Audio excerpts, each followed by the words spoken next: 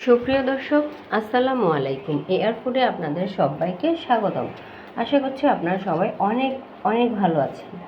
তো আজকে আমি আবারও চলে আসলাম আপনাদের মাঝে নতুন একটি রেসিপি নিয়ে। আর আজকে আমি তৈরি করছি কাঁচা আলুর পকোড়া। কাঁচা আলুর পকোড়া খেতে কিন্তু ভীষণ মজাদার। আপনারা চাইলে এটা বিকেলের নাস্তায় পরিবেশন করতে পারেন। তো আশা করছি আমার এই ভিডিওটি আপনাদের ভালো লাগবে। আর আমার এই ভিডিওটি যদি আপনাদের ভালো লাগে অবশ্যই আমার চ্যানেলটি সাবস্ক্রাইব করে দিবেন, সেই সাথে লাইক করে পাশে থাকা বেল বাটনটি ক্লিক করে দিবেন। তো চলুন কথা না বাড়িয়ে মূল রেসিপিটি দেখে নেই। তো কাঁচা আলুর পকোড়া তৈরির জন্য এখানে আমি মাঝারি সাইজের 3টা আলু নিয়েছি। এখন এই আলুগুলোকে আমি খোসা ছাড়িয়ে নেব। তো এখন এগুলোকে আমি খোসা ছাড়িয়ে নিলাম, আর খোসা ছাড়িয়ে ঠান্ডা পরিষ্কার পানি দিয়ে ধুয়ে নিয়েছি। এখন একটা গ্রেটারের সাহায্যে এগুলো আমি গ্রেট করে নেব।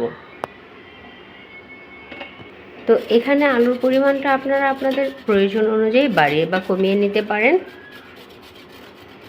গ্রেট করার সময় চেষ্টা করবেন যেন মোটা সাইডটা দিয়ে করে নেওয়া যায়, তাহলে পকোড়াটা একটু মুচমুচে হবে। তো আপনারা যারা গ্রেটারে করতে চাচ্ছেন না তারা চাইলে এটা বটি দিয়েও চিকন চিকন করে কেটে নিতে পারেন আপনাদের সুবিধা অনুযায়ী। তো আমি এভাবে এক এক করে 3টে আলু গ্রেটারে গ্রেট করে নেব।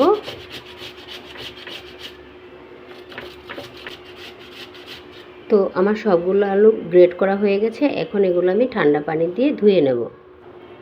তো এখানে একটা বাটিতে আমি পরিষ্কার পানি নিয়ে নিয়েছি, আর এর মধ্যে গ্রেট করে রাখা আলুগুলো দিয়ে দিচ্ছি। তো এখন এগুলোকে আমি হাত দিয়ে ভালো করে কষলে কষলে ধুয়ে নিচ্ছি, যেন এর ভিতরে থাকা কষটা বেরিয়ে যায়। তো এভাবে 2-3 বার পানি পাল্টে আমি এটা ধুয়ে নিয়েছি। এখন এগুলো আমি চেপে চেপে উঠিয়ে নিচ্ছি। তো এগুলো আমি খুব ভালো করে চিপে চিপে উঠিয়ে নিচ্ছি, যেন এর ভিতরে কোনো এক্সট্রা পানি না থাকে। এখন এটা আমি একটা প্লেটের মধ্যে নিয়ে নিলাম। পকোড়া তৈরির বাকি সব উপকরণগুলো আমি এর মধ্যে এখন অ্যাড করে দেব। তো প্রথমেই দিয়ে দিলাম একটা ডিম, আর সেই সাথে দিয়ে দিচ্ছি কিছু কাঁচামরিচ কুচি। তো কাঁচামরিচ কুচিটা দেওয়ার পর এর মধ্যে আমি দিয়ে দিচ্ছি স্বাদ অনুযায়ী লবণ।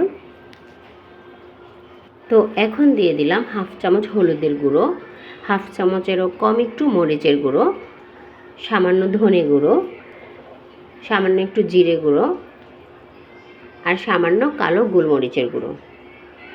আর সেই সাথে এখানে আমি দিয়ে দিচ্ছি 1 টেবিল চামচের মতো ময়দা। তো আপনাদের কাছে যদি কর্নফ্লাওয়ার থাকে তাহলে ময়দার পরিবর্তে কর্নফ্লাওয়ারটা দিবেন। আর দিয়ে দিয়েছি 1 টেবিল চামচের মতো বেসন।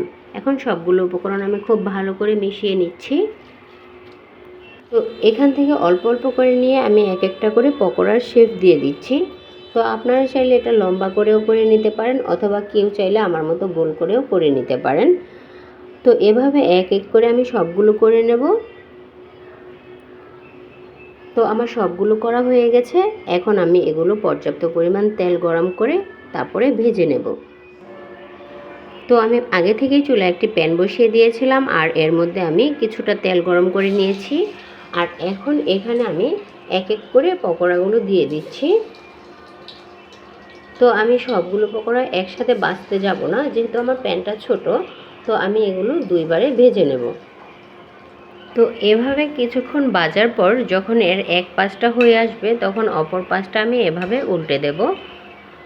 তো এগুলো আমি উল্টে পাল্টে খুব সুন্দর করে মুচমুচে করে ভেজে নেব।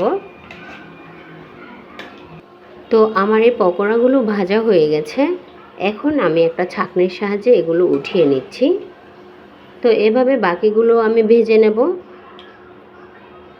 তো দেখতেই পাচ্ছেন আমার পকোড়াগুলো কিন্তু খুব মুচমুচে করে আমি ভেজে নিয়েছি। তো আশা করছি আমার এই রেসিপিটি আপনাদের ভালো লেগেছে।